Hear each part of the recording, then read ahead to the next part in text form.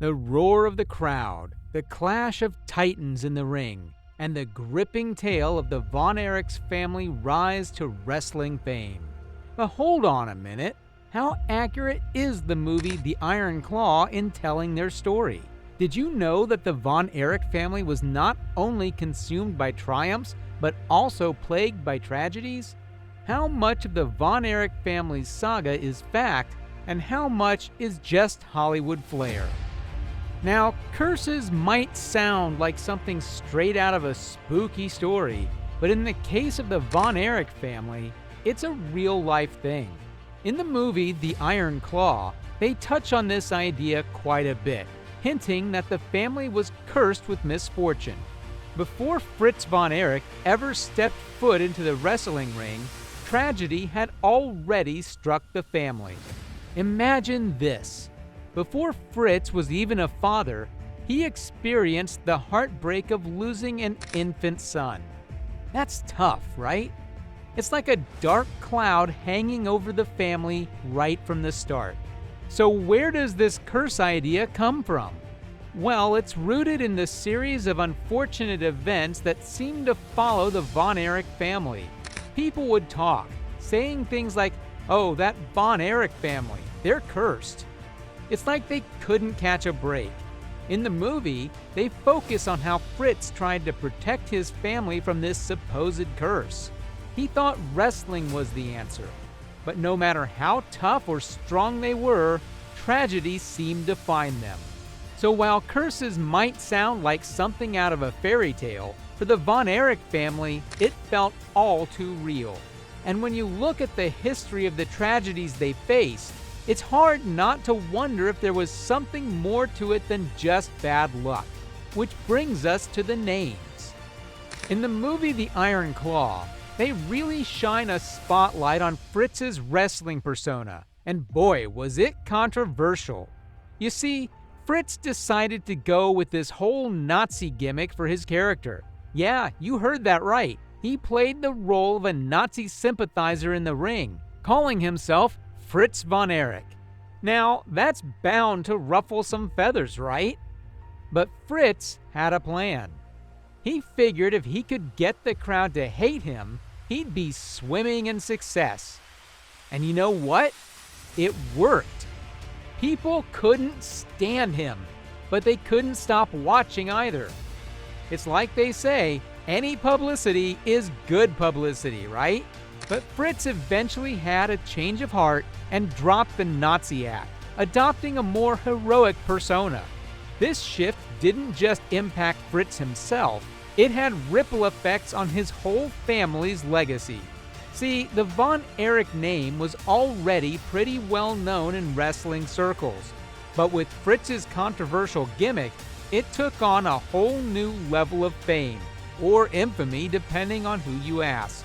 And even though Fritz moved on from the Nazi persona, the shadow of that character still loomed over the Von Erich family for years to come. They show us the Von Erich family living in a trailer, always on the move because of Fritz's wrestling gigs. Now, that might seem like a bit of a rough deal, right? Well, it was pretty much spot on. See, Fritz was out there wrestling all over the place, and his family had to tag along, living in trailer parks between matches. But it wasn't all sunshine and rainbows. Nope, tragedy struck when Jack Jr., Fritz's little boy, passed away. Can you imagine the pain? It hit them hard, adding to the tough times they were already facing on the road. So when you see them living in that trailer in the movie, just remember, it's not just Hollywood drama. It's a glimpse into the real struggles of the Von Erich family. Let's shift our attention to Carrie Von Erich's accident timing in the Iron Claw movie. In the film, they show us this scene where Carrie wins the World Championship belt. And it's a big deal, right? But then, bam! Right after that, he's in this motorcycle accident. It's like 1 minute he's on top of the world, and the next he's fighting for his life. Now, in real life, Carrie did become the NWA World Champion, just like in the movie. But here's the thing. the timing is a bit off. See, in the movie, it makes it seem like Kerry's accident happened right after he won the belt, but in reality, there was actually a bit more time between the two events. And that's important because it changes the impact of Kerry's reign as champion. You see, Kerry's time as the world champion was brief, but it was still significant. It put him in the spotlight and cemented his place in wrestling history. So while the movie might take some liberties with the timing, it still captures the essence of Kerry's rise to the top and the tragic accident that followed. The film portrays David's passing while he's in Japan, wrestling against Ric Flair. Now, here's where it gets a bit murky. The movie hints at rumors swirling around David's death, suggesting that it might not have been as straightforward as it seems. In reality, David's death was indeed shrouded in controversy and rumors. Some speculated that he died from a drug overdose, while others pointed fingers at fellow wrestlers. However, the truth, as revealed by autopsies, is that David's death was caused by acute enteritis, an inflammation of the intestines. This revelation put an end to the rumors and conspiracy theories surrounding his passing.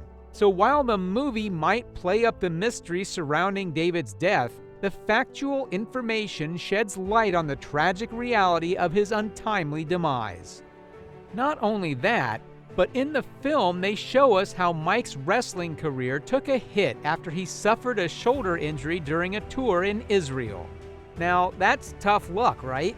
But things took a turn for the worse when Mike developed toxic shock syndrome after a routine surgery back in Texas. It's like one setback after another. Sadly, the movie accurately depicts Mike's eventual death by suicide. It's a heartbreaking end to a series of struggles he faced, both physically and mentally. While it's a tough pill to swallow, it's important to remember the real-life challenges that wrestlers like Mike Von Eric often faced behind the scenes. We're now going to look into Kevin Von Eric's showdown with Ric Flair in the movie. It's like a scene straight out of a wrestling drama. Now, in real life, this confrontation did happen, but it wasn't as dramatic as the movie makes it out to be. Still, Kevin's actions had real-life consequences. They didn't just impact his wrestling career, they left a lasting mark on his reputation in the industry. It's a reminder that sometimes emotions can get the best of us, even in the world of professional wrestling. Watch our next video for more movie reviews like this one.